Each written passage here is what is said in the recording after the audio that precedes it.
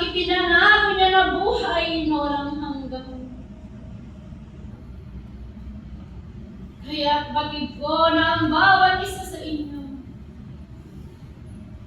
hanggang sa huli na kayo'y tatawagin,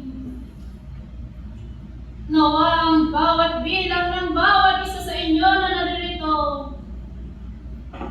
ay hindi nawa kayo makukulangan. Bagkus madadagdagan pa ang bawat bilang sa pamamagitan ng pagsusumikap ng bawat isa sa inyo at ganun din ang pagsunod ninyo kung ano ang batas ng bawat pamunuan at nasa taas inyong manawang sundin upang tunay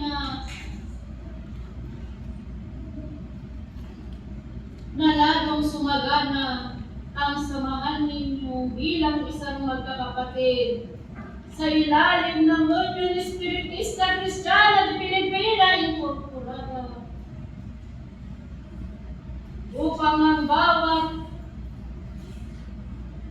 katanungan at kahilingan ng bawat isa ay sama-sama ninyo mapagtagumpay. At ito lamang ang aking mga abot-sabing mga mensahe ng aking mga iniibig. At naway wag ninyong kakalimutan ang mga bawat bilin at mensahe ng mga banal ni Espiritu Santo.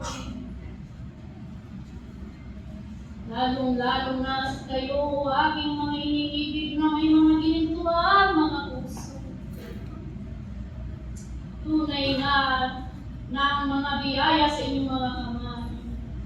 Limunin ninyo aking mga iniibig, ang mga kapatiran ninyo na nasa mga laylayan upang kasunod at kasama ninyo sa pag-angat ng inyong pananampalataya.